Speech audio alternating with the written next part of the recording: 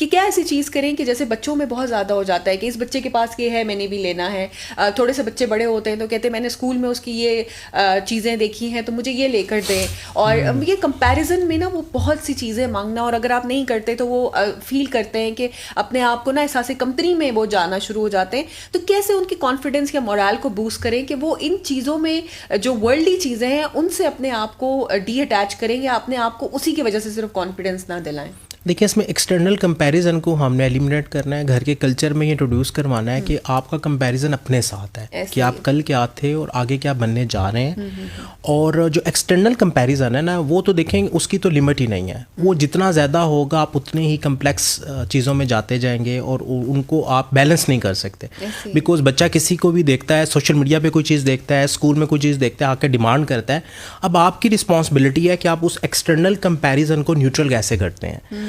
आपने अपनी कन्वर्सेशन से बच्चे को इनडायरेक्टली मोड में फीड करना है कि बेटा ये जो एक्सटर्नल कंपैरिजन होता है इसका आपकी ज़िंदगी पर कोई असर नहीं है, ठीक है। क्योंकि बच्चा जब एक्सटर्नल कंपैरिजन की पीक पे जाता है तो वो बहुत ज़्यादा मटेरियलिस्टिक हो जाता है, सेल्फ सेंट्रिक हो जाता है, और फिर वो एक सोसाइटी को, अपने घर को सही से लेके नहीं चल सकता। तो एक्सटर्नल कंपैरिजन के फैक्टर को आपने काट देना है। अपने घर के एनवायरनमेंट में, अपनी कन्वर्सेशन में, अपनी तरबियत में इसको प्रायोरिटी पे रखना है। आपका कंपैरिजन सिर्फ अपने साथ है कि कल आप क्या थे, कौन सी स्किल्स आपने इंप्रूव की और आगे आपने अपने आप को फ्यूचर में कैसा बनाना है, आप किस डायमेंशन में जा रहे हैं। सो एक्सटर्नल कंपैरिजन जो है वो कह लें कि दीमक की तरह आपके घर को खा जाता है। क्योंकि वो आपके माइंड में स्ट्रेस भी क्रिएट करता है, कहीं ना कहीं एहसास कमतरी आपके माइंड में जो है वो एक्टिव हो जाती है। और आप छोटी छोटी चीज़ों पे, इवन के मैं बहुत से ऐसे पेरेंट्स से जब बातचीत होती है, कोचिंग सेशन होते हैं, तो पेरेंट्स इतना कुछ करते हैं लेकिन उसके बावजूद बच्चों का सेटिस्फेक्शन लेवल जो है वो फुलफिल नहीं होता।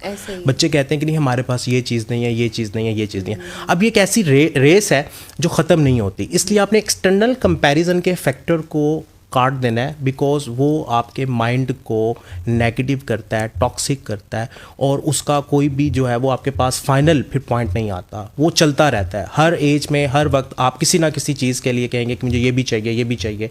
मोबाइल देखेंगे बच्चे तो कहेंगे हमने भी मोबाइल लेना है। अब पेरेंट्स गलती करते हैं कि वो एक्सटर्नल कंपैरिजन को प्रमोट करते हैं, बच्चों को चीज़ ले देते हैं और चीज़ लेके देने के बाद बड़ा फ़ख्र महसूस करते हैं कि हमने बच्चे को चीज़ लेके दे दी। कुछ चीज़ें बच्चे की एज के अकॉर्डिंगली कंपैटिबल नहीं होती।